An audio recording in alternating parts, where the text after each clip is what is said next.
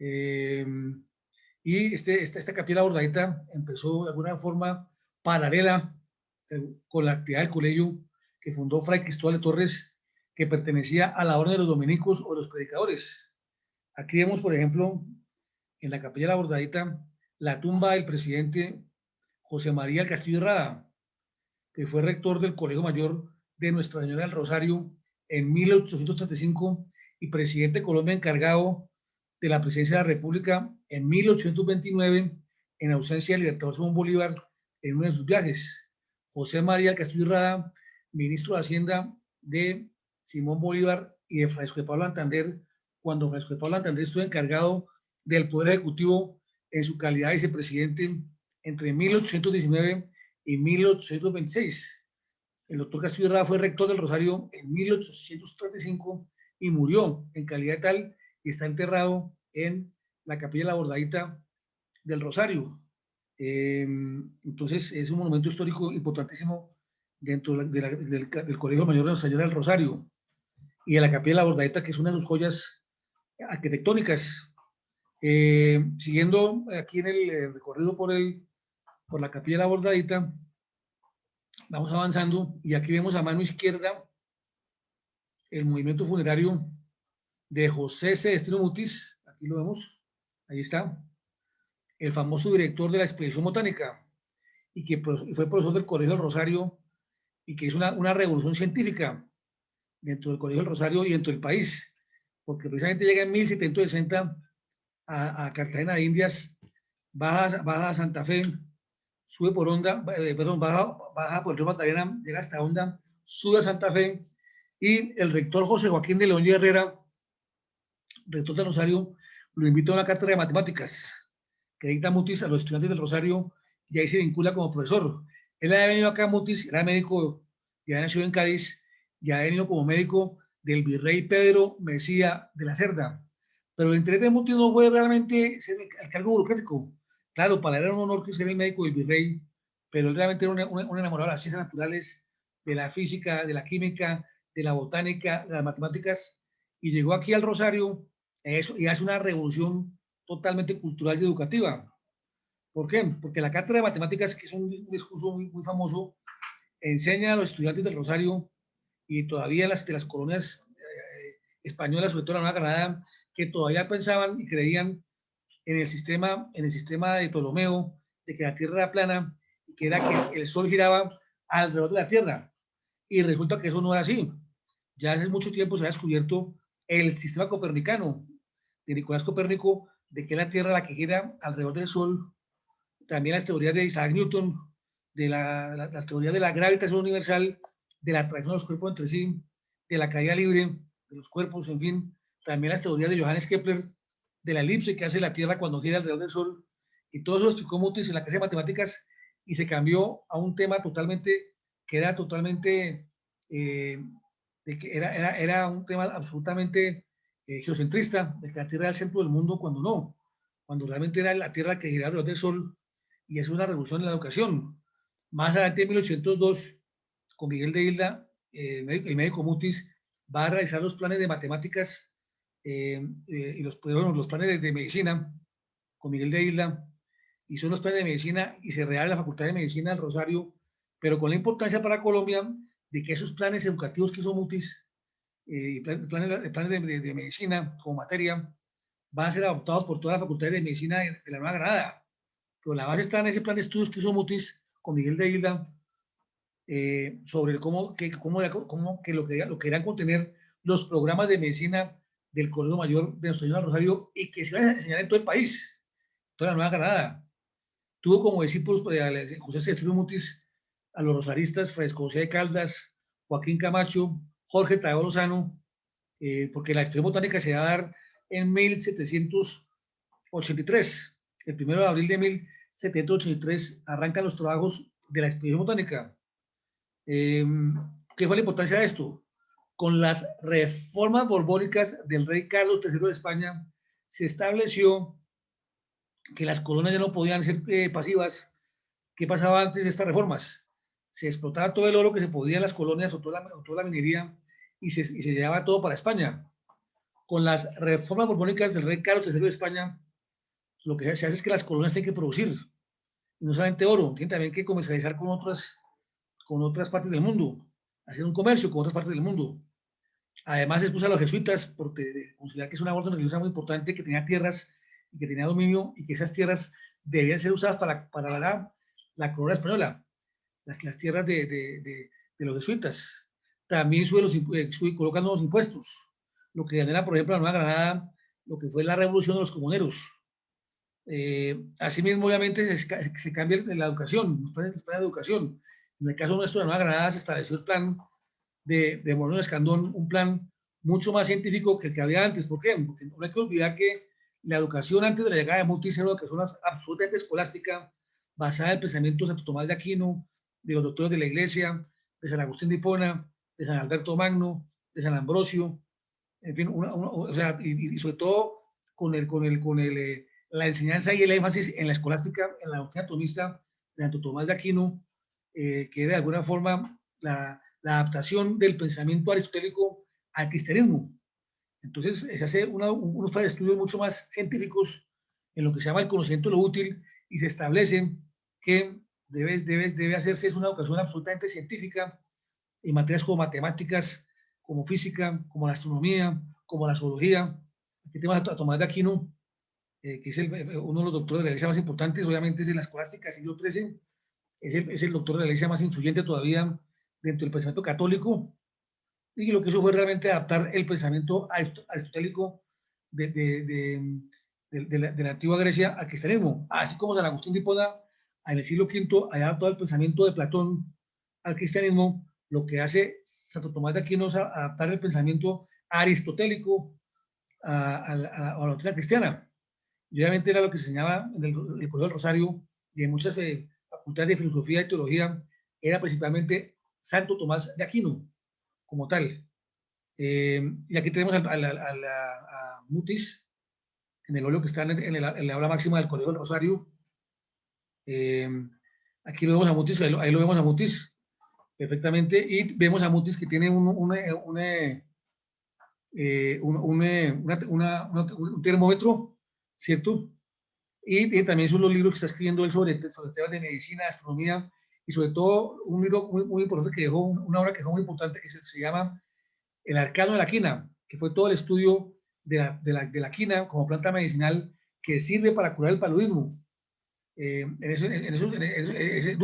Mutis escribió unos artículos en varios periódicos de Bogotá, especialmente el papel periódico ilustrado, sobre la importancia de la quina y sobre la clasificación de las plantas y sus antecedentes. Y obviamente también fue un hombre también experto en astronomía, y fue nombrado por el rey de España director de la expedición botánica, pero además fue apoyado por el arzobispo virrey de ese momento, Antonio Caballero Góngora, que tenía la calidad de arzobispo de Santa Fe y de virrey de la Nueva Granada. Y por eso Caballero Góngora tenía esa doble condición, de virrey de la Nueva Granada y arzobispo de Santa Fe. Y es bastante importante su apoyo para la expedición botánica de 1783, que va a tener su primera sede en la mesa con Dinamarca para estudiar las plantas de clima medio, y va a tener otra sede en clima caliente para estudiar el tema en lo que es Mariquita, para estudiar las plantas, la flora, la fauna y la mineralogía del nuevo Reino de Granada, pero en tierra caliente. Así como el clima medio va a estudiar la flora, la fauna y la mineralogía en la mesa del clima templado o medio. Pues bien, estos trabajos duran de la expedición botánica duran hasta 1816, en que Pablo Murillo, en la reconquista de España, que había perdido las colonias por el movimiento del 20 de julio de 1910, fusiló a los patriotas. Pero Mutis muere en 1808, el maestro Mutis, y enseñó que lo granadino era lo bueno también, y que lo granadino era también propicio, porque se decía que todo lo que llegaba de Europa, llegaba a América, en América se degeneraba. Y lo que enseñó Mutis fue que precisamente eso podía llegar a América perfectamente, y a América ya se llegaba a una mayoría de edad, como lo científico. Por eso el gran legado real de la expedición botánica, donde se estudiaron más o menos 20.000 plantas, y se estudiaron también una cantidad de animales y minerales, es que lo americano era posible, de que ya realmente el criollo, dijo español, que estudiaba en los colegios mayores de San Bartolomé, el Rosario, que también se ilustraba en centros educativos en Cartagena, en Popayán, en Tunja, ya estaba preparado realmente para que ese criollo hijo americano ya pudiera realmente hacer su América, donde él había nacido, hacer la propia y ya no depender de España. Pues Mutis realmente lo que hizo fue patriotismo, pero no político, sino enseñar al americano, a amar lo americano para que el americano valiera como tal. Y por eso Mutis es un gran americanista, en el sentido que creyó en esas tierras y por eso se hizo nombrar médico del virrey Pedro Moisés de la Sierra, porque él pensaba que aquí era otra cosa. Ella conocía la flora, la fauna y la mineralogía de España, pero decía que aquí en América estaba la riqueza de plantas, de todo, y por eso escribe en su diario cuando va llegando a Cartagena y va encontrando todas las tortugas que se las suman a su chapán, va también viendo los caimanes, va a ver todas las plantas que hay, hace una especie de herbario y va anotando en su diario todo lo que ve maravillado, feliz. Y por eso cuando llegas a Santa Fe, sí, llega como médico el virrey, pero eso era un cargo para el burocrático, pero era en el fondo la disculpa para estudiar toda la riqueza que hay aquí de biodiversidad en la Nueva Granada y en el trópico. Todavía para todo eso que estamos acabando con nuestra Amazonía, Colombia es todavía el segundo país más rico en biodiversidad de plantas del mundo. El primero es Brasil con su Amazonía y el segundo más rico en plantas y biodiversidad de plantas es Colombia. Pero ya estamos acabando nuestras plantas, ¿no? Nuestra ecología, ¿no? El calentamiento global, ¿no? Ya se dice que no podemos, según el Acuerdo de París sobre cambio climatológico, solamente se puede producir un 2% de CO2 en el planeta y no más de lo que hay, porque si se hace más del CO2 que hay permitido de esa producción, ¿qué va a ocurrir? Que en un momento dado las aguas van a subir 5 metros y suben 5 metros las aguas, pues obviamente, ¿por qué va a hacer eso? Porque los glaciares, especialmente el océano Atlántico, se está acabando. Entonces, en un momento, ciudades costeras se van a inundar, porque claro, se derriten todos los glaciares del mundo, ¿cierto? Y entonces, obviamente, se inundan las ciudades portuarias, Venecia, Cartagena, en fin, las que hay, entonces, con ese riesgo. Entonces, Mutis, ante todo, es un ecólogo, por supuesto, por el amor a la ecología, por el amor a las plantas, por el amor a la biodiversidad, y un estudioso de lo que pudo hacer en su momento, en esos 33 años que estudió la Universidad de la Nueva Granada, y por eso es un hombre importantísimo, no solamente del Colegio del Rosario, sino en la ciencia de la Nueva Granada, cuando éramos colonia de España. Además, la expedición botánica fue el primer proyecto de investigación científico que se hizo en la Nueva Granada, o sea, el primer proyecto serio que se hizo fue ese, y duró 33 años hasta 1816. Los trabajos de la expedición botánica los comenzó Pablo Murillo y los mandó para España y están en el Jardín Botánico de Madrid, cuando realmente debería estar aquí en la Nueva Granada, debería estar en el Colegio del Rosario o en el Jardín Botánico de Bogotá o en las casas de la cultura, qué sé yo, de Honda, de Mariquita, de la Mesa, de donde eran las plantas y todo lo que se trajo, que se estudió.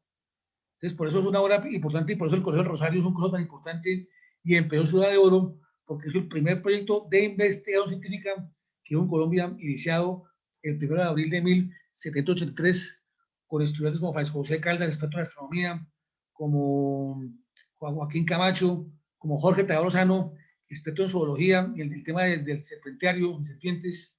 Entonces fue muy importante, realmente. También está también los dibujantes, también, Francisco Javier Matiz. Eran claves también porque eran los dibujantes, porque los dibujantes de la expresión botánica que hacían, ¿no? Las plantas hacían el herbario y las pegaban en el herbario, pero muchas veces la humedad, la lluvia o los caminos que andaban, casi que caminos solamente abiertos, trochas, se podían dañar los trabajos o las plantas, entonces se dañaban, se podrían. Entonces, ¿qué pasaba? Quedaban los dibujantes, entonces los dibujantes hacían las plantas exactamente igual como eran, para estudiar su familia, su composición. Entonces, eran absolutamente indispensables los dibujantes, como Francisco Javier Batiz y el doctor García y otros que eran fundamentales en los trabajos de la expedición botánica. Siguiendo el recorrido de la bordadita del Colegio Mayor General Rosario y avanzamos y vemos también los cuadros de la época de la colonia española, hablaremos de muy general de ellos. Aquí, por ejemplo, vemos algunos, vemos aquí el cuadro, aquí, Cristo Rey de Burlas, que sería un poquitico, no se ve mucho, que ese era, aquí lo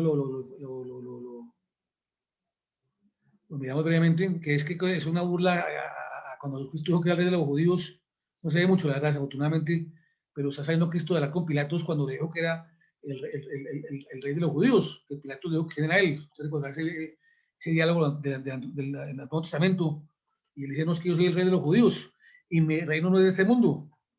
Entonces, por eso la burla, ¿no? Porque el rey de qué, un tipo que estaba ya pobre, está castigado, ¿no? La multitud la ha condenado, cuando Barrabás fue preferido que el verdadero ladrón frente a Jesucristo. Entonces, obviamente que esos cuadros los hicieron aquí en la capilla del Caso del Rosario, los hicieron los pintores Baltasar de Figueroa y Gregorio Vázquez de Arce Ceballos, fueron los que hicieron los cuadros en lo que se llamó el Taller de Santa Fe.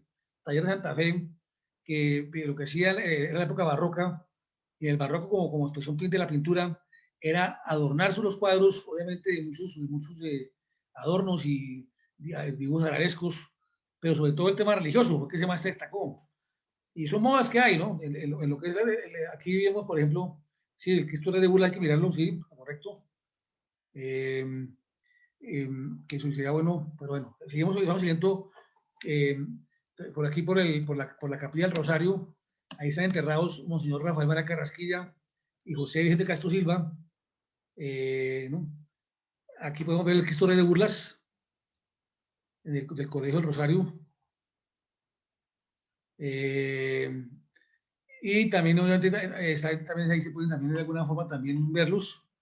Dentro del arte colombiano de Gregorio Vázquez de Ceballos.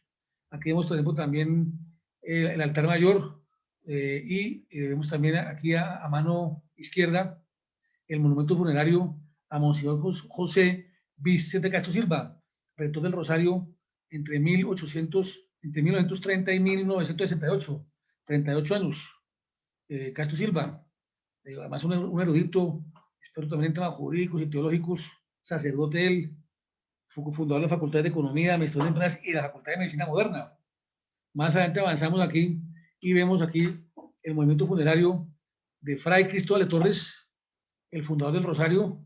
Aquí lo vemos, que había muerto como catedral, como arzobispo de Santa Fe, había muerto Fray Cristóbal de Torres y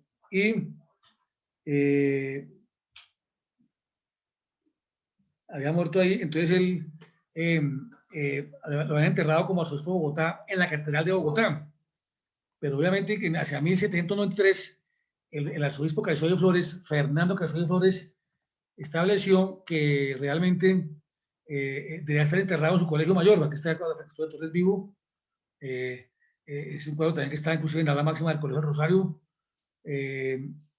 había estudiado en el Colegio Mayor de Santiago del Cededor en España, en Salamanca, vino acá como arzobispo de Bogotá, y como arzobispo de Bogotá con sus recursos fue que fundó el Colegio del Rosario, e hizo oración a los dominicos para que dirigieran su colegio. Ya estaba muy viejo, tenía 80 años, pero los dominicos pensaban que estudiar un colegio mayor seminario como era el Colegio San Bartolomé de los jesuitas. Entonces pensaban que esto era un claustro totalmente para sacerdotes, de clausura totalmente, y entonces dijo, no, yo creo que estudian aquí varias carreras, teología, jurisprudencia y medicina. ¿Por qué teología? Pues la ciencia de Dios. Jurisprudencia, ¿por qué? Para capacitar a los funcionarios públicos que van a ser parte de la Real Audiencia. Entonces se preparaban los rosalistas para ejercer los cargos en la Real Audiencia de Santa Fe, que era el máximo órgano administrativo, era la Real Audiencia de Santa Fe. Y por eso estudiaban los rosalistas del Colegio del Rosario, y por eso porque Cristóbal de Torres quiso capacitarlos en jurisprudencia, porque no eran religiosos seculares, es decir, religiosos, pero no totalmente de parroquia ni sacerdotes, sino otro tipo de religiosos. Además puedan salir del claustro del Rosario, no porque tenían parroquia, aplicar el evangelio, compartir con las gentes. No eran religiosos de claustro, como si los eran del Colegio Mayor de San Bartolomé, que era seminario, que era Colegio Mayor Seminario, no. El Rosario no era Colegio Mayor Seminario, y por eso fue la gran diferencia, y por eso fue la pelea de Cristóbal de Torres, y por eso revocó la donación que hizo a los dominicos, y estableció que se iban a regir por las constituciones que él dejó, o reglamentos, y los dejó y se murió al año siguiente. Y en las constituciones estableció que el Colegio del Rosario se elegía al rector, lo elegían los estudiantes, los colegiales, y darle independencia al colegio. A los 10 años de muerto, Cristóbal de Torres el rey Felipe IV de España falla y dice que el Colegio del Rosario no le pertenece a los dominicos, sino que le pertenece a los estudiantes, y queda como rector el bachiller Juan Peláez Sotelo, y Juan Peláez Sotelo asume la rectoría del Rosario y sacan a los rectores Fray Tomás Navarro y Juan del Rosario del claustro del Rosario. Pero hablamos un poquito del Rosario porque es un monumento importantísimo del centro de Bogotá. Y una universidad todavía gente que ha dado 33 presidentes de Colombia y que ha dado grandes médicos, grandes economistas, grandes administradores de empresas. El último presidente que salió allá del Rosario fue Andrés Pastrana Arango, es el último presidente rosarista, pero hubo presidentes rosarios como Castillo y Rada, como Alfonso López Miquelsen, como David Chandía, como Alberto Lleras Camargo, otros también jefes también como Rafael Uribe, que no fue presidente, pero fue un hombre muy importante, el padre del derecho laboral en Colombia, también había estudiado también jurisprudencia en el Colegio del Rosario, Rafael Uribe, en fin. Y siguiendo ya en la capilla de la Bordadita, hacia mano derecha, encontramos el monumento del rector Monseñor Rafael Mara Carrasquilla, que fue rector del Rosario entre 1890 y 1930, lo que se llama un neotomista, porque obvio rescata la filosofía de Santo Tomás de Aquino para que se vuelva a enseñar en el Rosario. Habían pasado mucho tiempo que la filosofía tomista se había perdido, sobre todo en las rectorías en que hubo liberales.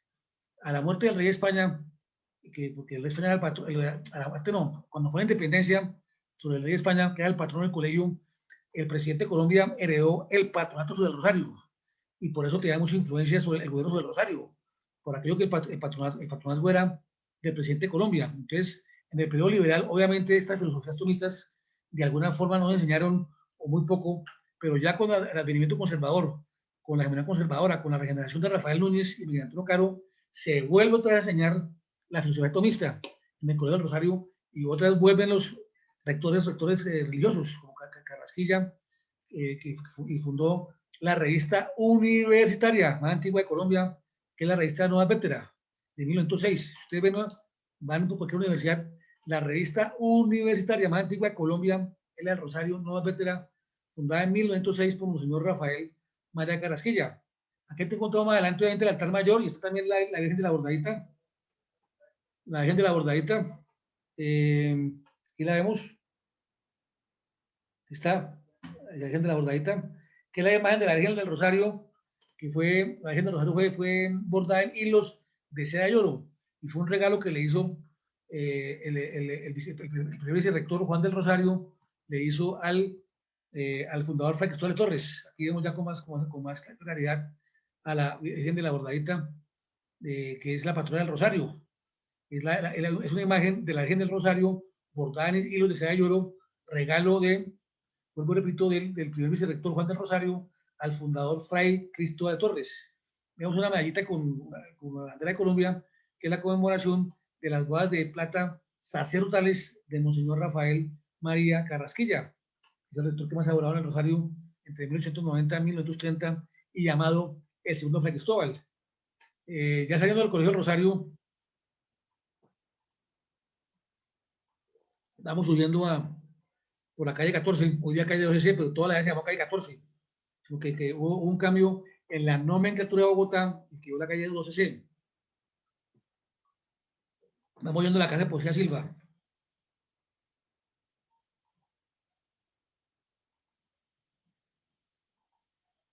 Vamos subiendo.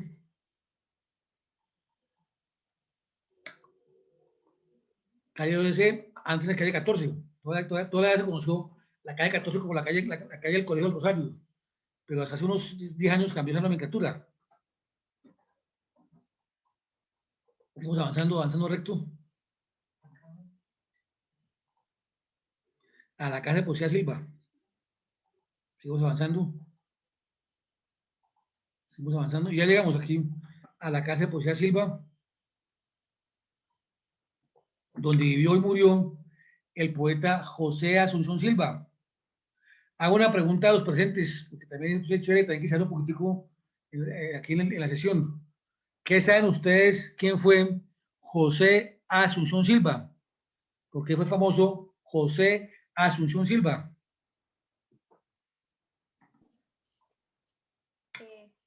Fue un poeta.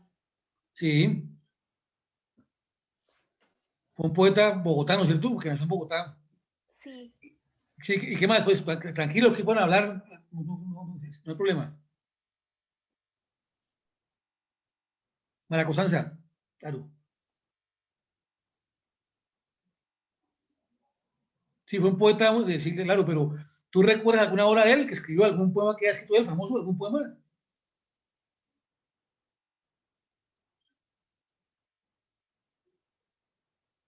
Está el billete 5.000, ¿no? Ustedes ven el billete 5.000 pesos, está la imagen de Silva. En el billete 5.000, que es como verdecito y uno que es café. Y atrás está una obra de él muy importante, un poema muy importante que se llama El Nocturno Tercero, que es un poema muy famoso de él, ¿no? Y que es su poesía más famosa, Nocturno Tercero, que fue su poema más importante. Él también dejó novelas, dejó una novela que se llama Sobremesa, dejó también otros poemas también, uno que se llama también eh, eh, eh, mm, Good Night Dreams, eh, también. Entonces, este poeta bogotano, que era bogotano por excelencia, que había nacido donde hoy queda el Joy Club de Bogotá y el BCH, entre dos casas, aquí va a morir el 23 de mayo de 1865, perdón, va a morir el 23 de mayo de 1896, a la edad de 31 años, aquí en esta casa que la habitaba, se ha quebrado Silva, eh, y no podía en esa casa, pues Silva, él no podía ya de alguna forma trabajar mucho, porque obviamente estaba quebrado. Su padre tenía una fábrica de losas, y la fábrica de losas de su padre había quebrado y no tenía cómo pagar. Él había estado como diplomático en Venezuela, aquí vemos a Silva, el poeta Silva, que había sido nombrado catedrático, había sido nombrado diplomático por el presidente Miguel Antonio Caro, esta Silva, y obviamente había quebrado. Esa fábrica de losas ya venía mal de la época de su padre, Ricardo Silva, pero él era un hombre que había ido a Europa, y en Europa había vivido como un niño rico, lleno de lujos, en un mundo irreal, y cuando ya que Nueva Granada, él trató de implantar ese estilo de vida parisina, la cual no era posible en Nueva Granada, un país que estaba lleno de, sobre todo Bogotá, una ciudad que pues, no era tan elegante como París, ni mucho menos, porque no podía compararse con París por muchas razones, en lo material y espiritual. Entonces, él pretendió aquí llegar aquí en Bogotá una vida a lo París. Y entonces, su trato con la gente muchas veces era despectivo.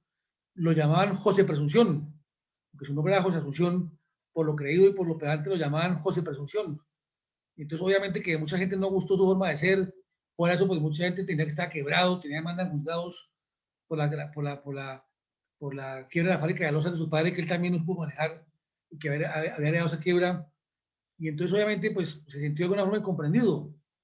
Cuenta Tomás Roda Vargas que Silva no era muy bien estimado entre las mujeres, porque su forma de ser era una forma afectada, no homosexual ni mucho menos, pero sí era un poco afectado en su trato con las mujeres, y a las mujeres eso les molestaba de él, y les parecía por un hombre exquisito con su poesía y encantador, pero ser demasiado refinado, demasiado espiritual, demasiado selecto, irritaba a muchas damas, y por eso sufrió de alguna forma el desprecio de las damas. Se dice que estuvo enamorado de Julio Holguín, eh, la hermana de Carlos Holguín, el futuro presidente, aunque eso está probado, que quiso mucho a su hermana Elvira, y que el Nocturno Tercero, que es su famosa poesía, que además es de una musicalidad especial, porque no es una poesía que sale de lo común. ¿Qué pasaba?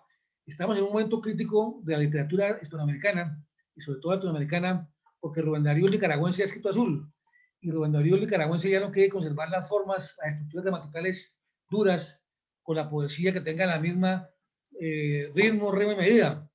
O sea que la poesía muchas veces tiene un ritmo, una métrica, una medida, ¿no? Canción tiene que con León, tiene la misma métrica. Pues no, ellos precisamente se salen de eso, precisamente, ¿no? Es un movimiento que se sale de eso, es el modernismo, que se llama el modernismo, y que precisamente lo que más importa en la música no es tanto la métrica de la poesía, sino la musicalidad de la poesía. Y yo creo que es así, la poesía más que todo que rime, que es lo que la gente cree, es absolutamente falso. Creo que la poesía es válida por la musicalidad, obviamente por lo profundo de la poesía. Una cosa es hacer rimar los versos con león, canción, ¿no? Tenía, mía, sí, que es una métrica y que es parte de la poesía, pero la verdad, pues esta es la musicalidad, y eso es lo que buscaron precisamente con el modernismo, Rubén Darío en América Latina, Silva en Colombia, y que va a marcar todo un camino, una diferencia en la poesía. Y por eso el Nocturno Tercero es un canto realmente. Se dice que fue su hermana Elvira, que lo hizo, que ella se murió unos años antes que él, que la quiso mucho, que era el punto de ser que lo comprendía más a Silva. Y pues obviamente con la quiebra que tuvo, siendo incomprendido por la sociedad, murió suicidado ese 23 de mayo de 1865. Además, la Casa de Poesía Silva, hay que decir que hoy día es un centro cultural muy importante, no es únicamente un homenaje a Silva, es también un homenaje en general a la poesía colombiana. Se le rinde homenaje a la poesía colombiana en general. Por eso uno ve aquí que la poesía que es una casa cultural que se financia con fondos de la Alcaldía de Bogotá, del Ministerio de Educación. Entonces se hace también un homenaje a otros poetas, no solamente a él. A él porque era su casa y la compró el gobierno en su momento. Entonces aquí, por ejemplo, también tenemos otros poetas que, por ejemplo, se hace homenaje también, por ejemplo, como Aurelio Arturo, que tenemos el poeta Aurelio Arturo, eh, que se moraba al sur.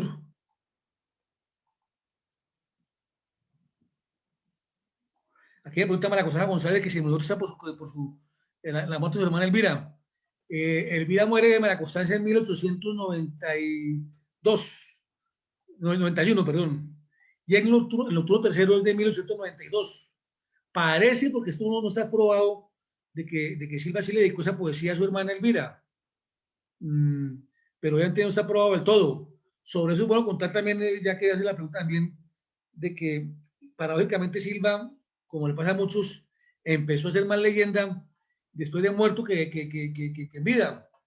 Lo contaba Tomás Roa Vargas, que conoció a Silva y todo muy joven, que cuando ya Silva murió y se volvió un mito de alguna forma y empezó a ser reconocido como poeta más en Colombia y todo, que las ayer mujeres que lo hicieron a Silva y que lo, y que lo, y que lo trataron, lo despreciaron de alguna forma porque les parecía demasiado ridículo, demasiado elegante, ya selecto, ¿no? Ya le contaban a sus hijos y nietos que ellas que el nocturno tercero de Silva era dedicado a ellas, ¿no? Entonces era lo que Tomás Roa se burlaba en un momento de todo eso. Decía, pues yo conocí a esas señoras cuando señoras, que eran amigas de mis hermanas, despreciaban a Silva, les parecía un tipo demasiado delicado, demasiado suave. Vuelvo y repito, no es que fuera homosexual, sino que era demasiado elegante, selecto, fino, refinado, entonces les parecía un poquitico desesperante ese tango que la mujer le gustaba, el de que trabajaba la finca, los negocios, el caballo, ¿no? Que, pues, sí, que mostraba cierta hombría. Al poeta lo admiraba por su belleza, por su espiritualidad, pero en el caso de Silva lo veía demasiado espiritual, no le veía como esa hombría, esa fuerza, y eso le molestaba. Entonces Tomás Vargas se burlaba, decía, las ayer damas, y cuando yo me recuerdo muy bien, hablaban mal de él, les parecía abominable, pues demasiado suave, delicado. Ahora dicen que sus hijos y nietos, que el nocturno tercero fue de cada ellas, que ellas, las sombras largas son ellas. Mentiras, Tomás Vargas decía eso, no, ninguna de ellas fue así. Silva no le porque muchos lo expresaron a él. Entonces, eso fue lo que le pasó a Silva, como pasa muchas veces con los poetas y los artistas, se vuelven leyenda después de muertos. Y volvamos aquí otra vez a otro poeta que está en la casa de poesía, a Aurelio Arturo, que es el poeta que está aquí, que es del siglo XX ya, por supuesto, porque Silva es del siglo XIX. Es un poeta nariñense, Aurelio Arturo, que escribió un texto un poema que se llama Morada del Sur. Bellísimo Aurelio Arturo, ese poema, también un seguro ley, te lo recomiendo a ustedes, porque muchas veces nos nombran a Silva, a Porfirio Barbajacoa antioqueño, a León de Grave, pero muchas veces Aurelio Arturo, Morada del Sur, es para mí de las mejores poesías de la literatura colombiana. Morada del Sur de Aurelio Arturo, que la verdad que hace de alguna forma tener en cuenta las lecturas. Hay muchos poemas, inclusive lo pueden encontrar por internet, poemas bellísimos que hay, ¿no? Y entonces fue la obra de Aurelio Arturo, que es un poeta del siglo XX. Y aquí encontramos aquí al lado a los pieracelistas, Eduardo Carranza, Jorge Rojas, entre otros, que también la Casa de Poesía Silva le hace homenaje. Obviamente son contemporáneos con Aurelio Arturo, pero otra corriente también literaria. Colombia siempre fue tierra de poetas, eso es indudable, y Bogotá ni se diga. Y por eso a Bogotá se le llamó la Atenas Sudamericana. Pues aquí llegan los extranjeros, sobre todo llegó Miguel Caney, un argentino en el siglo XIX, y vio toda esa cultura que había en América Latina, de poesía, de todas cosas, de literatura, ¿no? Todo ese bagaje intelectual de los bogotanos, Entonces le pusieron la Atenas Sudamericana a Bogotá. Miguel Antonio Caro, que era parte de esa Atenas Sudamericana, el presidente Caro había traducido a Virgilio, a Pulo Virgilio Marón, lo había traducido del latín al español. El presidente Miguel Antonio Caro era de los más cultos que había aquí en Bogotá. Y también lo conoció Cané, y conoció también a Marroquín, que también el presidente era fabulista, y también novelista del Moro, escribió Marroquín. El señor Caro, Miguel Antonio Caro, ha hecho el poeta patria. La gente recitaba mucho los poemas en clases, en los colegios, en las veladas familiares y en los bailes y todo. Eso era muy usual en Bogotá, que la muchacha tocara piano o recitar algún poema, o lo hiciera también el muchacho, ¿no? Y eso era parte de la cultura. Y se tomaba muy en serio eso y el respeto y por las artes, ¿no? Porque Bogotá era una ciudad que era bastante fría, no había casi espectáculos. De vez en cuando llegaban de España, Italia, de pronto, algunas operetas, algunas zarzuelas, y se presentaban en el Coliseo Ramírez, pero la actividad intelectual hacía en Bogotá, no, en sus bailes los sábados en el Coliseo Ramírez, donde eran las fiestas, o de pronto en las casas, cuando había reuniones, las muchachas tocaban el piano, declamaban también los muchachos, y era parte de lo que se llamaba la gracia. Entonces, obviamente, que era gente que les tocaba leer mucho, porque pues, de alguna forma, pues, no había más, Bogotá no había más ocupaciones. En tela caliente la gente saca los sillones y se pone a conversar con el calor y todas las cosas, y por eso el costo es mucho más alegre y mucho más sociable. El bogotano, por el clima de Bogotá tan duro, tan frío y tan lluvioso. Bogotá siempre fue lluvioso, Bogotá.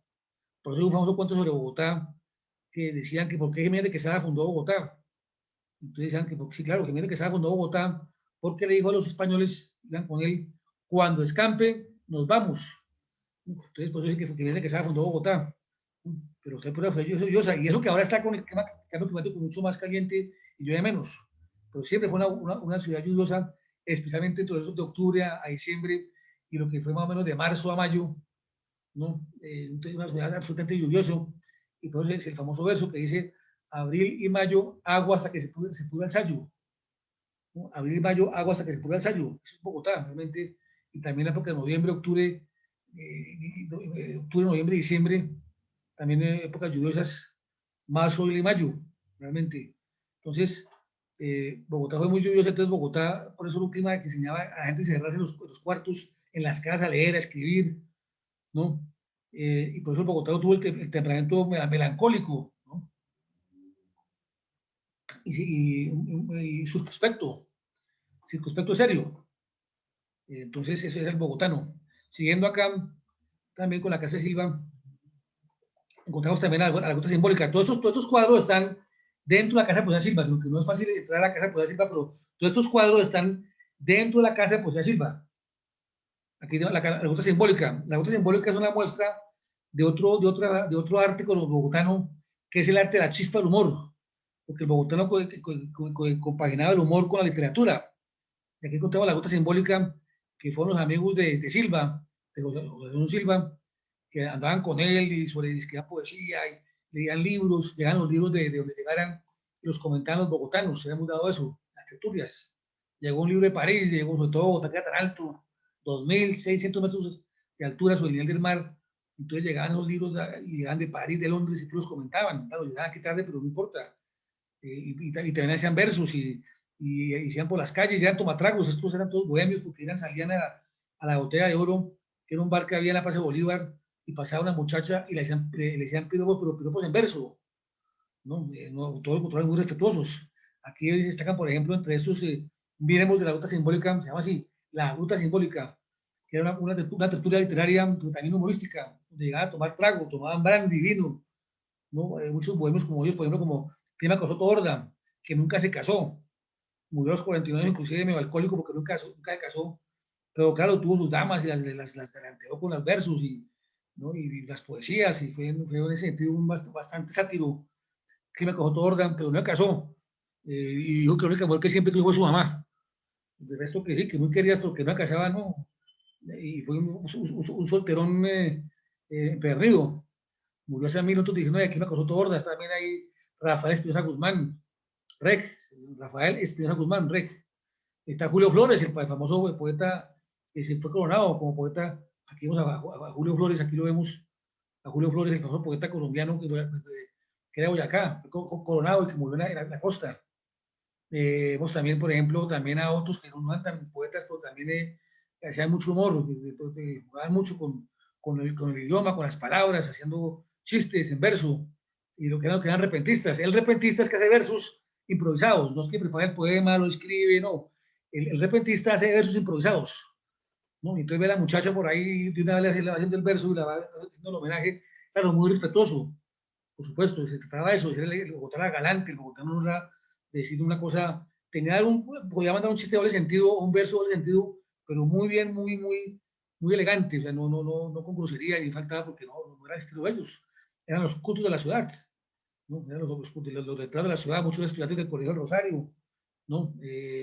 Está también, por ejemplo, ahí también, dentro de esos está también muchos eh, también literatos importantes, no solamente poetas. Entonces, Luis María Mora, que escribió Croniquillas de mi ciudad. Luis María Mora, Croniquillas sobre mi ciudad, es una historia sobre Bogotá de finales del siglo XIX. Entonces, estos poetas y literatos se divertían.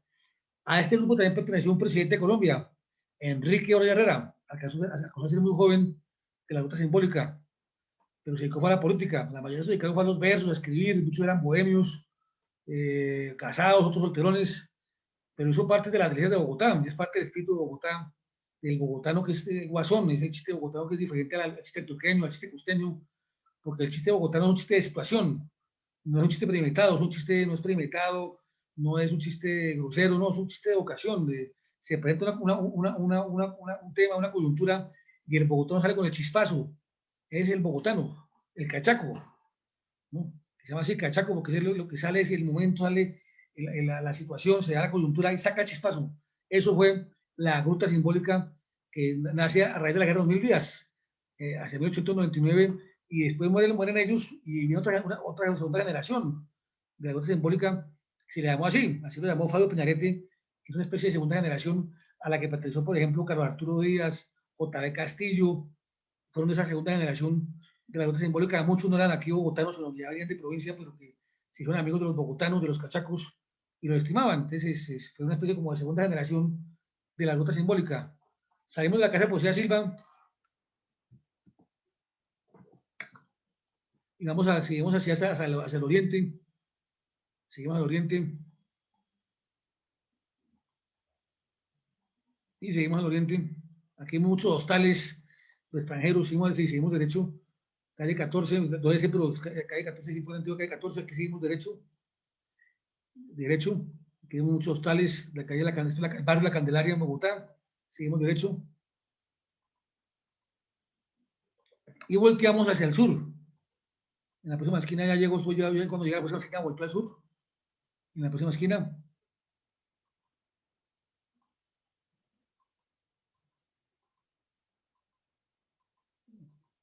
a la calle El Embudo, como aquí a mano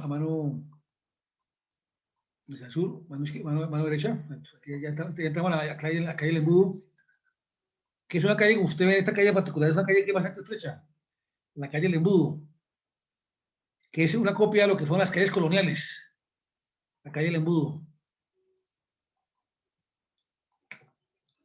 Y encontramos aquí en la calle El Embudo, encontramos, vamos a ver que hay derecho, lentamente que tenemos chicherías, y así en las calles de Bogotá, todas estrechas. Por esta calle, la calle El Embudo, pasó una banda de criminales muy famosa a mediados del siglo XIX, que fue la banda del Molino del Cubo. La banda del Molino del Cubo fue una banda de criminales eh, que existió por la época del siglo XIX, en los tiempos del presidente José Hilario López.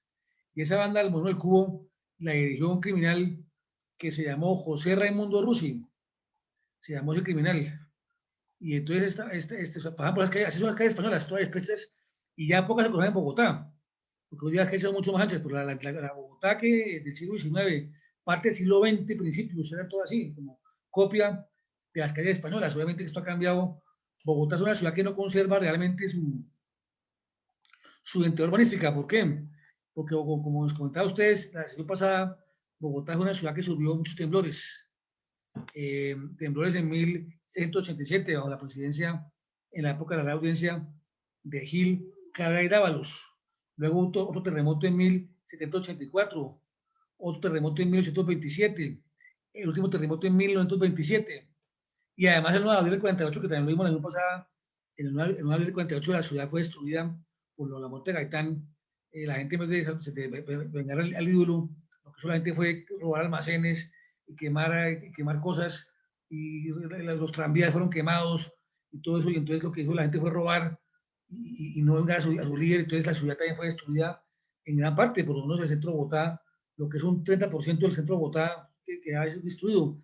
Además, no tuvo la memoria de Bogotá, de Popayán, de Cartagena, que se han conservado cuadras enteras con su estilo colonial y republicano. Lo mismo que Ecuador, que también tiene su estilo republicano y también colonial. Y ya pasando la calle del Embudo, llegamos así al Chorro de Quevedo, que es el sitio donde, según Fray Pedro Aguado, se fundó Santa Fe, Bogotá. Aquí vemos aquí la casita al fondo, donde hoy día restaurantico, dice en esa casa. Aquí yo ya estoy llegando a la casa.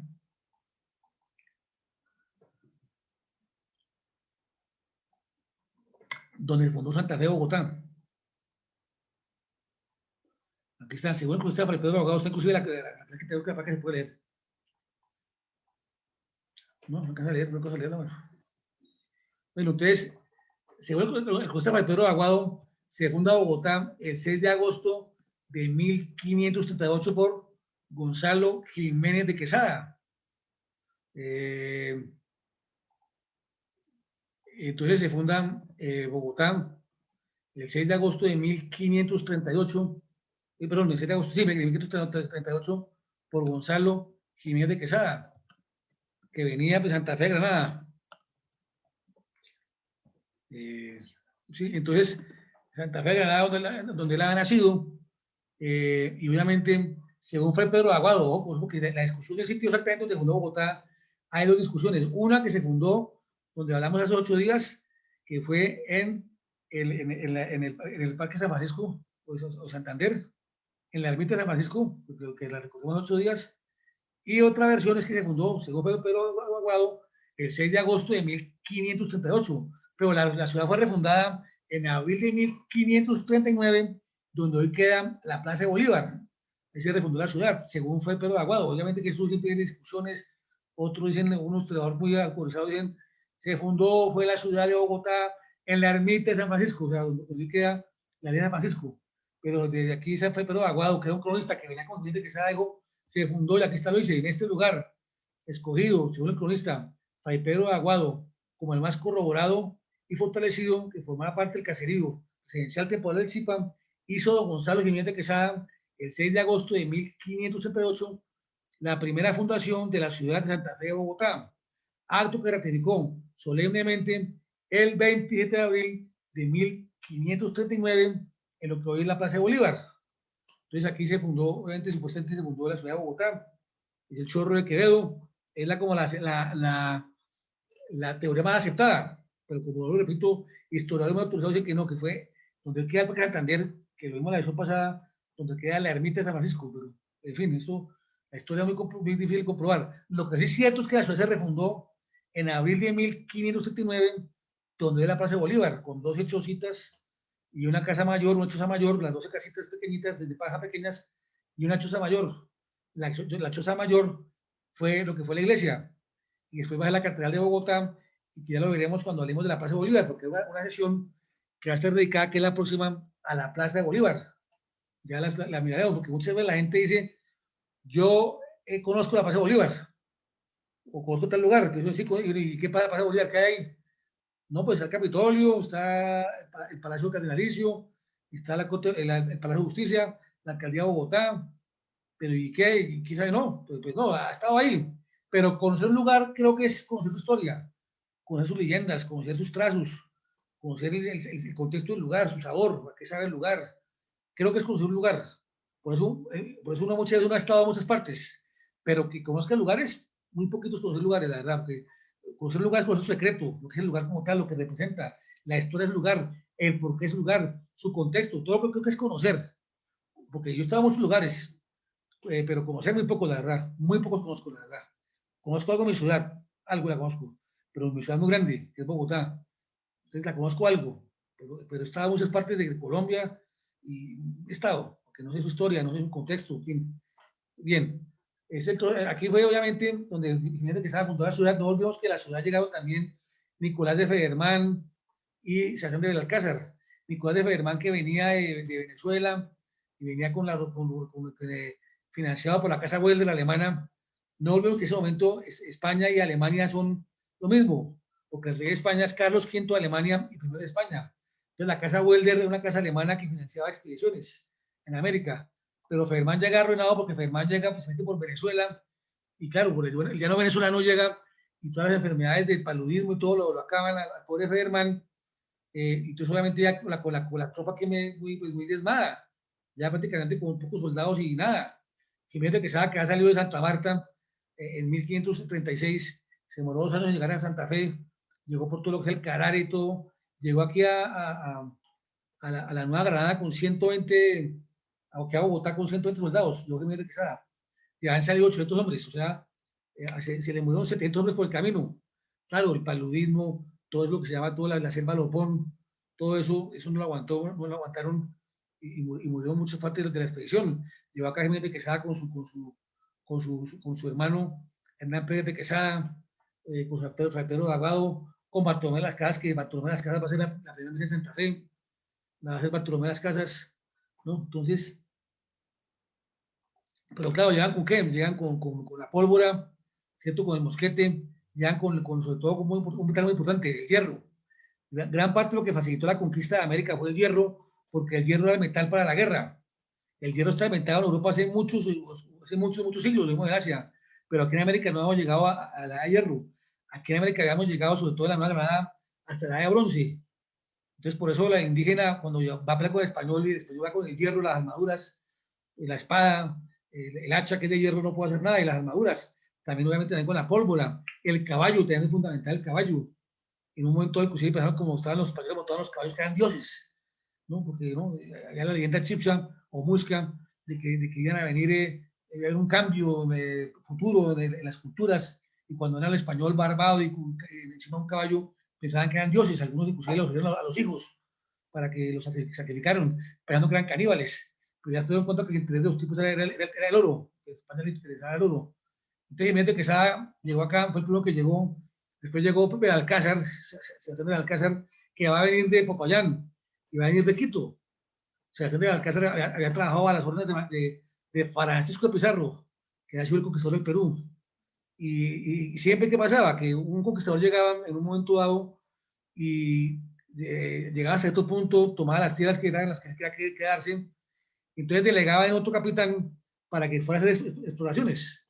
Fue lo que pasó, por ejemplo, a Jiménez de Quesada, con Pedro Fernández de Lugo. Pedro Fernández de Lugo está en Santa Marta y le digo, métase más adentro a ver qué pasa allá. Y Jiménez de Quesada cogió su gente y se ve con su gente, ¿no? Porque ya en un momento dado las tropas se subdividían, porque el español que llegaba ya le daba sus títulos nobiliarios, sus tierras, y se contentaba con lo que más o menos manejaba y daba alguna estabilidad, porque ya quería, pues, presidente, se ha venido de España a hacer dinero en América, y la forma de hacer dinero en América era precisamente tomar tierras, trabajarlas, ¿cierto? Pagarle impuestos a la corona, pero establecerse sus dominios. Entonces los capitanes venían y hacían esos recorridos, se tomaban también sus tierras y así. Entonces el caso, por ejemplo, de Jiménez de Quesada. De Jiménez de Quesada salió, por ejemplo, Gonzalo Suárez Rendón. Gonzalo Suárez Rendón salió a las tropas de Jiménez de Quesada y al año siguiente va a fundar Tunja, ¿no? Entonces usted va a Tunja, ¿qué fundó Tunja? El capitán Gonzalo Suárez Rendón. ¿Dónde salió él? Salió las tropas de Gonzalo Jiménez de Quesada. Y así, entonces aquí vemos chorro quedó. De Alcázar llega aquí a Santa Fe y llega mejor con más tropas, ya con buenas tropas, porque vienen las tropas de Alcázar. Alcázar llega aquí y Alcázar ha fundado Quito, ha fundado Popayán, ha fundado Cali, y ya con indígenas de Alcázar y todo. Y viene también con bastantes oro y todas las cosas. Entonces pelean con Jiménez de Quesada a quién le queda la ciudad de Santa Fe. Entonces van a España. Claro, los que más tenían posibilidad eran Quesada, Jiménez de Quesada y de Alcázar, porque vuelvo, repito, Federman llegó muy diezmado aquí a la Nueva Granada. O sea, Alcázar venía del sur, pero venía del sur del Perú. Entonces venía con, obviamente, que venía con tropas y todo, ¿no? Inclusive un indígena, para llegar acá del Alcázar, le dijo de fuera para Cundinamarca. No entendía muy bien el Alcázar como así, pues, que es Cundinamarca. Claro, está por los lados de Neiva, y, ¿no? Estaba subiendo. Entonces le dijo Cundinamarca, donde habita el cóndor. Su traduce Cundinamarca, donde habita el cóndor. Entonces llegaron a Cundinamarca, donde habita el cóndor. Por el tema de las montañas altas y todas las cosas. Eso traduce del Musca, Cundinamarca, lugar donde habita el cóndor, donde anida el cóndor. Entonces, eso le dijo un indígena, ya vaya, ya está mi amo. El Chípara que estaba en Santa Fe del Chipa, el Saque que estaba en Unza o Tunja, eran dos jefes políticos diferentes. El Chipa, todo dentro del altiplano cundiboyacense. El Chipa era en Bacatá, Bogotá, Bacatá. Y en Unza, Tunja estaba el Saque. Se peleaban entre ellos. Era una rivalidad que había. Quién era la que más manejaba. Esto eran tierras bastante fértiles. Aquí eran tierras que la papa se cultivaba mucho, el algodón, el oro. O sea, si no era una cultura muy avanzada, era una cultura importante. Pero obviamente no tenía la importancia que tenían los incas, los mayas, los aztecas. No faltaba más bien unos indígenas pacíficos, los muiscas, pero muy laboriosos y muy importantes, ¿no? Y también el tema de la sal, porque también gente que estaba pudo también llegar acá por el lado, porque yo pues, para que era buscando la sal. Sabemos que la sal conserva los alimentos. Y si no tengo ya los alimentos y me pudren, eso es lo que también les pasaba, por ejemplo, también en la expedición, porque uno se de la expedición, pues por las culebras, por la fiera amarilla, por la picadura de arañas, de escorpiones, pero también porque muchas veces la comida no tenía sal y la sal ayuda a conservar la comida. Y por eso también llegaron a lo que es Barranca Bermeja, porque en Barranca Bermeja encontraron sal. Y por eso también pudieron conservar la comida, la expedición de Miguel de Quesada, que se demoró, vuelvo, repito, 2 años. De Santa Marta a Bogotá se demoró 2 años en llegar Jiménez de Quesada. Entonces se van los tres para España. Jiménez de Quesada fue hermano.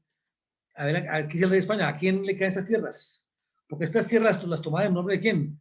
Del rey Carlos V de Alemania y primero de España, que es el mismo. Carlos V de Alemania y Carlos I de España es el mismo rey, sino que era rey era la época de los Habsburgos, del imperio de los Habsburgos.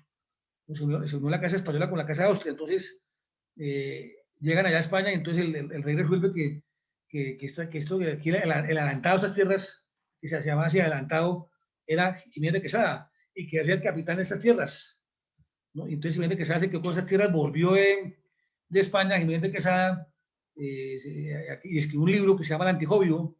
El Antijobio fue el libro de memorias de Jiménez de Quesada, que era un abogado que había nacido en Santa Fe de Granada, bastante ilustrado el abogado, por tener un poco cruel, porque también mató al último Saque, lo que lo conoció en un Satunja, que se llamaba Quemuentatocha, Jiménez de Quesada para que los indígenas se atemorizaran, asesinó a su Saque, que era su jefe. Vuelvo y repito, el Saque, jefe de UNSA, hoy Tunja, y el Zipa, jefe de Bacatá, hoy Bogotá. Y Jiménez de Quesada asesina el último Saque, que se llama Quemuentatocha, con Q, Quemuentatocha, para que quedaran las tropas muiscas atemorizadas que se había muerto su Saque. Eso para ellos prácticamente una rendición, que era como su rey, que le mataba a su rey a los muiscas, era terrible. Entonces el ánimo les bajaba mucho y quedan bastante resentidos. Entonces aquí está el Chorro de Credo, donde se fundó Bogotá el 6 de agosto de 1538. ¿Algún comentario, alguna pregunta que hagan ustedes? De verdad, no faltaba algún comentario. Aquí también llegó Hernando Carlos Támara, que saludamos. ¿Alguna pregunta sobre el tema? María Constancia, Marta Páez, si tienen alguna inquietud, con mucho gusto estoy acá para responder inquietudes.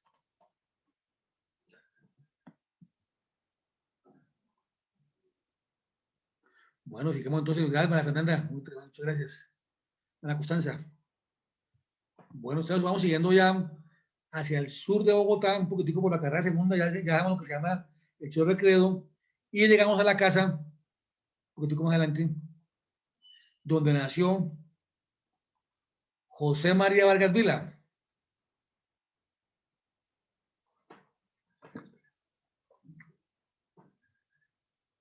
Aquí vemos, ya aquí, volteamos aquí para ver aquí de este lado.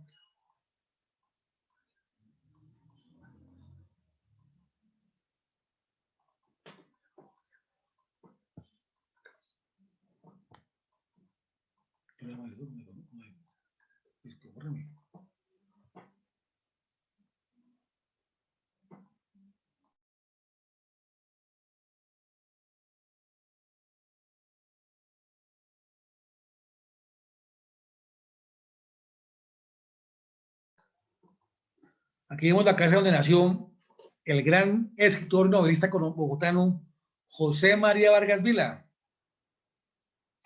donde nació él. Así como Silva, José Arnulfo Silva es el poeta bogotano por excelencia, aquí vemos al novelista por excelencia que se llamó José María Vargas Vila. Nació en Bogotá en 1860. Así es, María Constanza, muy bien, claro, esto es prohibido. ¿Y por qué era prohibido José María Vargas Vila? Porque él, primero que todo, era anticlerical, iba contra todo el pensamiento de la Iglesia Católica. Estamos hablando de la época que el país está en la guerra civil entre conservadores y liberales, estamos en la República, y él va a ser un hombre que va a decir que lo que hizo el catolicismo fue, y la Iglesia Católica en general, fue meter al pueblo en la ignorancia, con todo el tema de los mitos, de los rezos, y todos los niños que hay en el infierno, y que, bueno, todas las cosas, y además era masón, de su formación. La masonería dice que Dios es un gran arquitecto del universo, pero ellos en ningún momento establecen una relación con Dios directa como hace el católico o el cristiano. No, simplemente dicen Dios es un arquitecto que en su gran sabiduría como arquitecto hizo la armonía del mundo, pero el hombre es independiente de sí mismo, el hombre tiene un libre albedrío, el hombre no tiene ninguna relación con Dios, ya Dios lo creó, fue el gran arquitecto, es el gran hacedor, pero ya al hombre lo dejan libre, y el hombre ya como tal actúa como tal, y el hombre se da a sí mismo, no le dé nada a Dios. Entonces eso es parte del pensamiento de los masones. Entonces Vargas Vila era masón, y además un novelista muy importante y muy prohibido, porque obviamente él empezó a hacer un poquitico más en las novelas, un poquitico, algo de erotismo en las novelas, y muy duro en las novelas, porque eran muy realistas las novelas, no eran tan románticas ni mucho menos, todo lo contrario.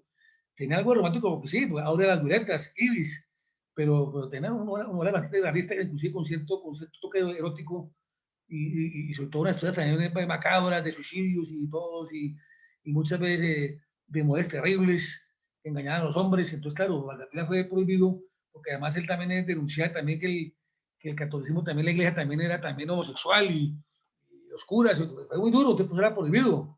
Y fue prohibido durante muchos tiempos en los colegios, inclusive eso llegó hasta la generación de mi padre. Mi padre muy niño, no mi abuela, pero sí en los colegios decían que eso le era Vargas Vila, que eso era, ¿no? Era aberrante, o sea, novelas tan realistas, tan descarnadas, ¿no? Eso llegó. Y alcanzó mi padre muy niño y contaba de su generación a escuchar de que estaba prohibido leer a Vargas Vila, a los curas en los púlpitos, ¿no? Y como era también anticlerical, Vargas Vila fue un liberal libre pensador opuesto a los gobiernos de Rafael Núñez, Miguel Antonio Caro, Manuel Antonio Clemente y José Manuel Marroquín. Dejó un libro de Vargas Vila que se llama Los Césares de la Decadencia.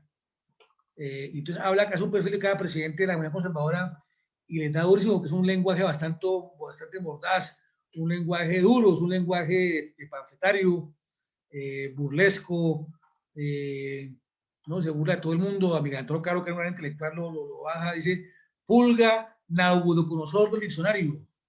Nabucodonosor fue un gran emperador del imperio de Babilonia. Entonces le dice Pulga porque él jugaba con las palabras, Vargas Vila, se llama el lenguaje vargasvilesco.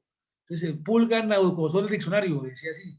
Nabucodonosor es un gran emperador poderoso, en la época del profeta Jeremías, que lo cuenta la Biblia. Entonces, del exilio de Israel, entonces era un gran rey. Entonces Pulga Nabucodonosor del diccionario, claro, como yéndole solamente, sigue pegado nomás al diccionario. Caro era un erudito, me encantó Caro, Caro un erudito, aspecto gramático. Ya les ha comentado a ustedes que había hecho una traducción de la Eneida del poeta Virgilio de la antigua Roma, de Publio Virgilio Marón, el poeta romano. Entonces, pero ¿qué va? Para Vargas Vila no vale nada de eso. Vargas Vila lo va atacando durísimo, como buen bogotano, le dan unos látigos con las palabras, con la mordacidad. Entonces nace lo que se llama el lenguaje vargasvilesco. El lenguaje vargasvilesco es un lenguaje de mordaz, hiriente, ¿no? Que a todo el mundo le pone apodos, que sobre la gente de una forma casi ultrajante, ¿no? Claro, sin ser grosero, ojo, el lenguaje vargasvilesco no es un lenguaje grosero, no, por lo contrario, es un lenguaje que es muy rico en las palabras, en el idioma, pero es un idioma exagerado. ¿No? Malcolm Díez, el historiador, en su libro del poder de la gramática, habla de Vargas Vila concepto de desdén. Y dice, yo no lo escribo de Vargas Vila, porque ese panfleto de Vargas Vila contra la gente que la insultaba, muy fuerte, con palabras rebuscadas. Inclusive Jorge Luis Borges, el poeta argentino, llamó a Vargas Vila el rey del insulto. Y para que Jorge Luis Borges, que sí leyó de verdad, más que todos nosotros juntos, porque sí hicieron intelectual de verdad, ha llamado a Vargas Vila históricamente como el rey del insulto, es porque quién sabe qué era leído Borges, porque Borges que se leyó todo, porque Borges sí se leyó todo. Leyó en inglés, leyó en francés, leyó en latín, leyó en griego, esto cuando se quedó ciego le leyeron, entonces le leyeron en alemán, en ruso, porque era hombre que se manejaba los idiomas, y para que llame al bogotano, porque Luis Borges, semejante poeta universal, llama al bogotano José María Vargas Vila, el rey del insulto, es porque el tipo tiene que ser de verdad bastante, yo sí, procasta, lo repito, no grosero de palabras groseras, no, insulto mordaz, hiriente, que acaba al contrincante, que lo aniquila intelectualmente, que lo rebaja, pero ninguna grosería de malas palabras, no me faltaba, porque es un hombre experto en idioma, Vargas Vila, que como buen masón, en un momento dado, cuando muere su amigo eh, Jóvenes Herrera, le repite su frase cuando dice, tú lo dijiste, aquel que dijo Lázaro, levántate, no ha vuelto a llamar en los sepulcros, tampoco llamará al tuyo, descansa en paz. Es una frase muy simbólica de los masones. Tienen que no evocan la religión para nada, que no creen en la resurrección de Cristo. Es lo que dice la frase. A Diógenes Arrieta, su amigo, dice, tú lo dijiste, lo hace, es un discurso de Vargas Vila en la tumba del masón Diógenes Arrieta. Tú lo dijiste, aquel que dijo a Lázaro, levántate, no ha vuelto a llamar en los sepulcros, tampoco llamará el tuyo, descansa en paz. ¿No? Se está negando gente que la resurrección de Cristo le está negando todas cosas porque eran masones y creen en Dios. José María Vargas Vila. Eh, eh, aquí pasamos al frente a la casa de Policarpa Lavar, de Andrés Ricardo Torozano, sí, no sé por qué queda la plaquita, pero aquí en esta casa está, aquí en esta casa vivió Andrés Ricardo Torozano, una dama santafereña, amiga de las tertulias, que escondió a los patriotas en la época de la revolución de 1816, cuando Pablo Murillo estuvo otro punto de frente, porque es otra época diferente. Aquí había Andrea Ricardo Torozano, se llama esa señora, en la tertulia de Santa Fe, estamos hablando de 1816. 50 años antes de que naciera José María Vargas Vila, otra época. Estamos por la Candelaria, calle segundo entre carreras 11 y 10. Entonces, ahí está, en esta casa, esta señora, junto a Paul Ricardo Lavarrieta, la famosa Pola, escondían a los patriotas, no escondían de que Pablo Morillo lo fuera a fusilar. Estamos hablando de la Temible Santa Fe, de la reconquista de Pablo Morillo. Cuando Pablo Morillo cogió el Colegio del Rosario y lo volvió a prisión, ¿cierto? Y ahí estuvo presos Camilo Torres, José Caldas, Joaquín Camacho, estuvieron presos aquí, pues en esta casa, precisamente era la casa presidente donde nos ayudan a ellos, donde estas señoras, Andrea Ricardo Terozano y por el campo de la Barreta, que tenía un amante que se llamaba Alejo Sabaraín, escondían a los patriotas y evitaran ser fusilados por los españoles, de Pablo Morillo. Estamos en la Bogotá de 1816. Después por el campo de la Barreta fue juzgada, fue una muchacha joven, porque precisamente hacer todo ese cuarto de esconder gente, entonces fue escondida, eh,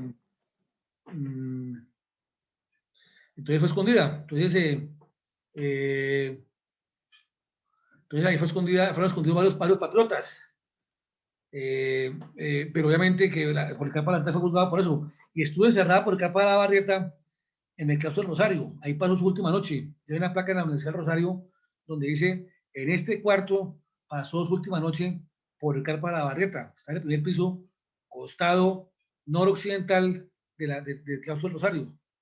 Entonces ahí estuvo la famosa Policarpa. Ana Ricardo Torojano era una mujer respetada por la cultura santafereña, porque era la cultura de Santa Fe, damas que hablaban de literatura, que cosían, entonces era amiga de españoles, entonces con ella era complicado. Pero la otra sí era bastante humilde, era provinciana, ¿no? Era de Guaduas, muy joven, tenía amante, sus costumbres no eran las mejores porque tenía amante que era Alejo Sabaraín. Entonces sí, los españoles la persiguieron, pero es que además colaboró con los patriotas y lo hizo de una forma clara, de frente. Aquí era donde la escondían, en esta casa. Ellas dos, Andrés Ricardo Terozano y Policarpa Bareta, escondían a los patriotas para evitar ser fusilados por Pablo Morillo en 1816, cuando aquí en Bogotá se instauró el régimen del terror en la reconquista de España. Se ha reconquistado otra vez a Santa Fe, a Bogotá, otra vez nuevamente a raíz de los 5 años que han pasado ya de los sucesos del 20 de julio de 1910, cuando fue la independencia. Entonces aquí encontramos esta casa de Andrea Ricardo de Lozano, ya, como les digo, aquí está una casa grande, toda esta casa azul es la casa de él. Y el que al frente donde nació Vargas Vila. Y aquí otra vez, ahora vamos un poquitico hacia el sur otra vez, aquí vamos por la calle, por la carrera segunda todavía hacia el sur, más al sur, lentamente hacia el sur.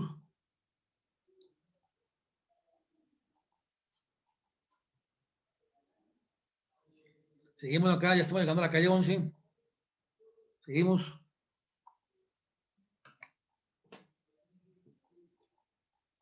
No, seguimos al sur, seguimos al sur. Sigo al sur, sigo sur, sur, sur. Voy sur, voy sur, voy sur, voy sur.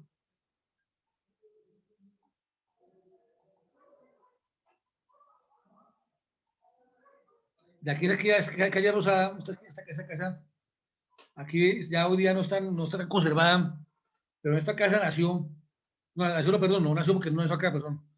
Sí, importante aclararlo, no. En esta casa vivió José María Cordobés Moure. José María Cordobés vivió porque él era de Popayán. Yo la nación pasada yo hablé, y aquí está también la Universidad de La Salle, entonces se conserva acá con las facultades, algunas facultades de economía, administración acá, pero sí, el sector acá, aquí vivió, vuelvo y repito, el gran cronista, y aquí está la plaquita, le voy a decir la plaquita, quiero decir la plaquita, la plaquita no, ustedes, no, aquí está, la plaquita, puede leerse la plaquita, debe leerse. Bueno, aquí calle 11 con carrera 11, bueno, si no puede, no, pues no, pues no, pues no, listo. Vivió José María Cordobés Moure, que escribió un libro que se llama Reminiscencias de Santa Fe, Bogotá. José María Cordobés Moure, y había nacido en Popayán en 1835 y murió en Bogotá en 1918. ¿Quién pensaría que un hombre nació en Popayán escribió el libro más importante de crónicas de Bogotá? El libro más importante de crónicas de Bogotá se llama Reminiscencias de Santa Fe, Bogotá, de José María Cordobés Moure. Increíble. Uno pensaba que el mejor libro de Bogotá es de un bogotano. Aquí está, aquí un ejemplar de él, de Chepe Cordobés. Bueno, si no, entonces, aquí buscando, no importa, no alcanza a ver. En todo caso, es un hombre muy importante en la historia de Bogotá, José María Cordobés Moure. Entonces,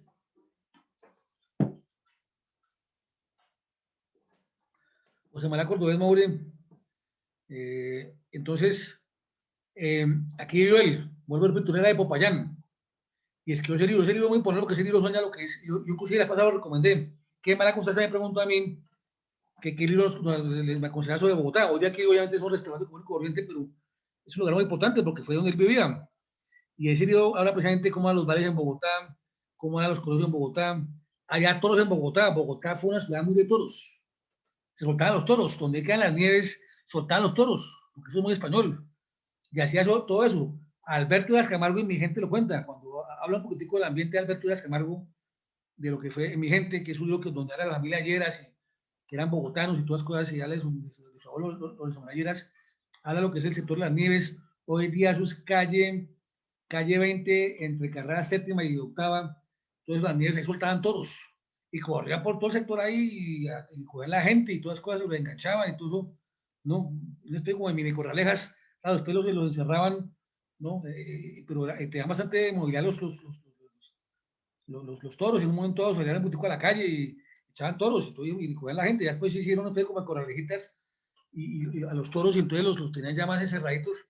Pero claro, una costumbre española y Bogotá fue de toros, sobre todo muy en el siglo XIX, fue de toros y obviamente después una ciudad tan de toros que después va a fundarse la Plaza de Toros, que es la Plaza de Santa María, que es la plaza principal de toros de Colombia. Pero entonces ese libro Cordobés Moure cuenta eso, cómo echan los toros, cómo eran los bares de Bogotá, cómo van los estudiantes, cómo va la Semana Santa, las vacaciones, la historia de Colombia también, porque si algo también tiene mucho las reminiscencias de Santa Fe de Bogotá, de José María Cordovez More, es también la historia también de Bogotá, y la historia de Colombia, la historia política de Colombia. Ese libro se consigue. No es un libro costoso, la verdad. Claro, no es un libro para ponerse a leer todo un fin de semana, pero es un libro que usted en vacaciones, no te va en vacaciones, en cualquier librería del país, usted va a cualquier ciudad del país, usted tiene una librería buena, Panamericana, aquí en Bogotá es Panamericana o Lerner, están las reminiscencias de Bogotá, es un poco, o sea, para unos 70.000 pesos. Aquí es un libro que tiene varios tomos, pero es un solo libro, porque Cordovez Mauro hizo varias entregas, o sea, los capítulos que él hace son varias entregas. Habla, por ejemplo, uno habla, por ejemplo, sobre la época de Bolívar, la conspiración septembrina. Otra habla, por ejemplo, sobre el 23 de mayo del 77, que es el golpe a Mosquera por Santo Gutiérrez, por Santo Acosta, perdón. Otra entrega habla, por ejemplo, de lo que es eh, la guerra de 1860, la de Mosquera contra Ospina Rodríguez, pero claro, habla más cosas también. Y también habla también de los viajes de él, por el mundo. Porque Cordovez More también viajó por Europa. José María Cordovez More, que fue conciliario del Colegio Rosario, y murió como en calidad de conciliario del Rosario hacia 1918. Y hay otro libro también que se llama Crónicas de Bogotá, que también lo recomendé hace 8 días, Crónicas de Bogotá, que es de Pedro María Ibáñez. Entonces, esos dos libros son muy importantes sobre la historia de Bogotá. Las reminiscencias de Santa Fe de Bogotá, de José María Cordovez Moure, y Crónicas de Bogotá, de Pedro María Ibáñez. Aquí en la casa donde vivió José María Cordovez Moure, de Popayán. Nació en Popayán, pero que ha sido el cronista de Bogotá más importante, o sea, el cronista que más escrito de Bogotá. Sin ser bogotano, escribió el libro más importante de la historia de Bogotá. Así es la vida. José María Cordovez Moure y sus reminiscencias de Santiago de Bogotá. ¿Qué son reminiscencias? Recuerdos. ¿No? Entonces, reminiscencias de Santiago de Bogotá. Vamos bajando un poquitico ya hacia el occidente de Bogotá. Vamos bajando un poquitico.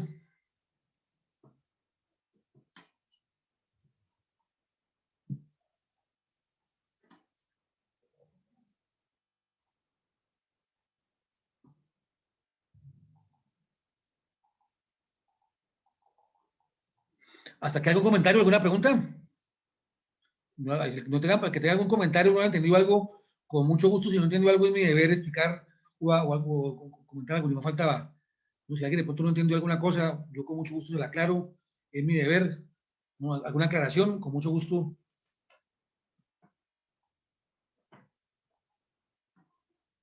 Seguimos bajando.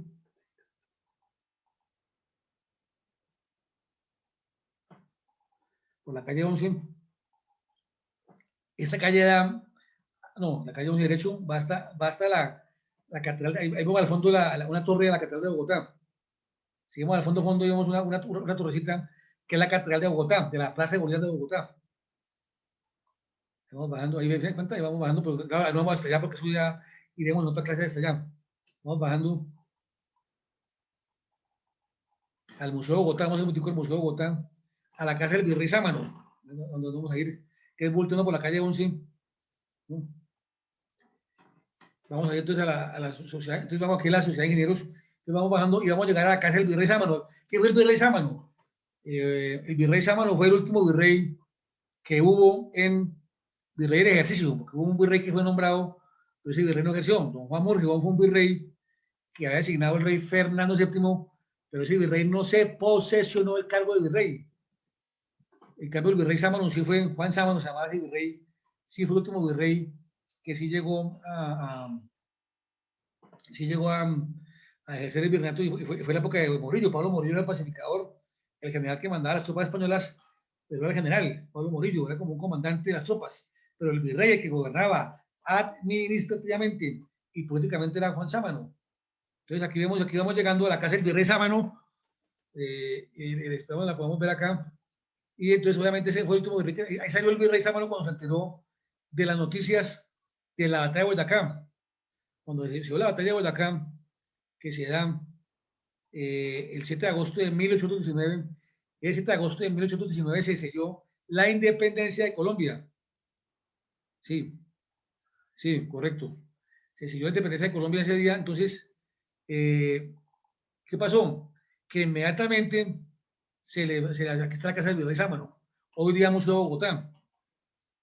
Aquí queda al frente la Sociedad Colombiana de Ingenieros, que es también muy importante pues, de edificación. Bueno, en esta casa salió el virrey Sámano. ¿Qué pasó? Apenas perdieron los españoles porque Simón Bolívar y Santander, Anzoátegui y Sulet derrotan a los españoles, a José María Barreiro, ya Francisco Jiménez los derrotan en el puente Boyacá, y parece que Barreiro, general Barreiro, muy hábilmente le dice a un muchacho, esto se perdió, vaya a Bogotá, pero vuélese, o sea, el 7 de agosto a las 3 de la tarde de la batalla, dura como una hora más o menos, la tengo ya muy cortica, hora y media, porque los cogieron a los españoles almorzando en el puente de Boyacá y los rodean, y hay más o menos más de 100 muertos españoles y como unos 10 muertos granadinos, pero obviamente bastantes presos de españoles, que eso facilitó las cosas, que están los cogieron sin armas y todos sin espadas y sin fusiles.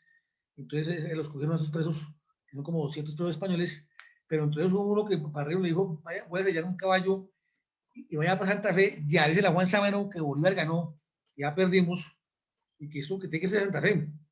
Entonces, como que ese muchacho voló, que sea porque digo, voló entre comillas, porque era caballo todo, y alcanzó a llegar aquí a Santa Fe, y el 9 por la noche, Juan Sámano alcanza a irse. Juan Sámano sale de esta puerta que vimos, sale de ahí, Juan Sámano, el virrey, juega unos cofres de oro y todo, y joyas y todo, y alcanza a irse el 9 de agosto por la noche, y se va por el camino de San Victorino, hacia el occidente, claro, o sea que Bolívar llegaba por el norte, ¿no? Que es Tunja, que es Boyacá, que es el norte de Bogotá, ¿no? Que entró por el Puente del Común, La Caro, todo eso es por el norte.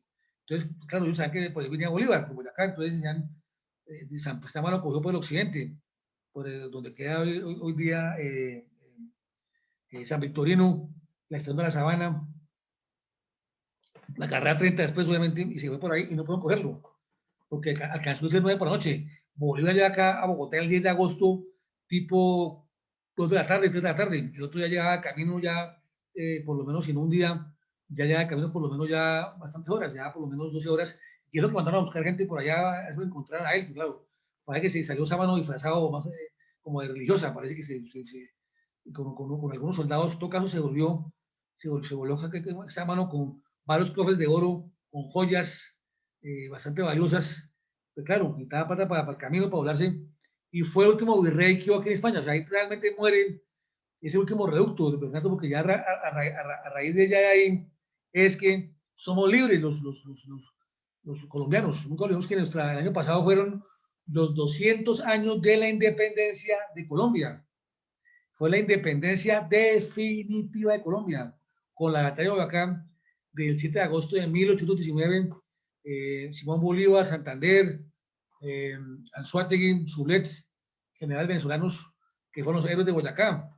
Incluso ustedes de se dan cuenta que ese día el presidente Duque con la primera dama y con la vicepresidenta estuvieron en Boyacá en un evento especial, porque eran los 200 años, el bicentenario de la independencia, el verdadero bicentenario de la independencia de Colombia, fue el año pasado, porque se conmemoraron los 200 años de la batalla de Boyacá, que fue un gran triunfo. Antes de otro batalla que es el pantano de Vargas, que también fue muy importante, y que sin el triunfo sobre el pantano de Vargas no hubiera sido posible el Boyacá, porque ya cuando ya Boyacá llegaba, el tema de Boyacá ya llega, ya están los españoles diezmados. El triunfo clave fue en el pantano de Vargas, con los lanceros, con José Rendón, los 14 lanceros que habla la historia, probablemente fueron más lanceros, pero sin el triunfo del pantano de Vargas, que fue el 25 de julio de 1819, no hubiera sido posible la hazaña de Boyacá. Eso es clarísimo. Eso fue clarísimo. El pantano de Vargas fue el 25 de julio de 1819.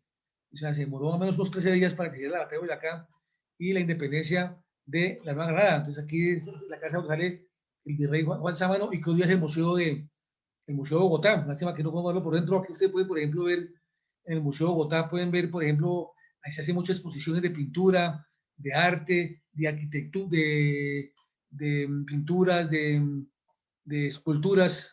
Cambian. Usted, por ejemplo, si usted quiere ser un artista, usted quiere hacer una exposición, usted habla con la alcaldía de Bogotá, habla con la Secretaría Cultural, y en el Museo de Bogotá a usted le autorizan que ocupe los salones para que haga su exposición de pintura, su exposición de cine, por ejemplo, de fotografía, de escultura. Aquí por ejemplo, mira que está, por ejemplo, aquí esas son salas dentro de la Caja Sámano. Entonces, la Caja Sámano, Museo Bogotá. Porque la Caja Sámano es un Museo Bogotá.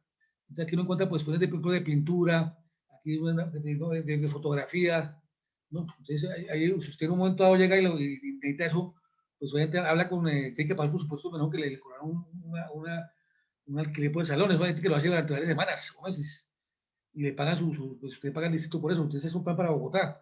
Irse al Museo de Bogotá a ver no gente historia, no gente historia, a ver exposiciones de pintura, de fotografía, de esculturas, aquí en la Casa Mano, que es el Museo de Bogotá. Aquí lo vamos por dentro, me dice por dentro ya la Casa Mano, con su patio dentro, interior aquí, eso es la Casa Mano, que es el mismo Museo de Bogotá. Barrio La Candelaria. Bueno, ¿algún comentario sobre el tema de hoy? ¿Alguna pregunta, por favor? Aquí a los asistentes. ¿Algún comentario?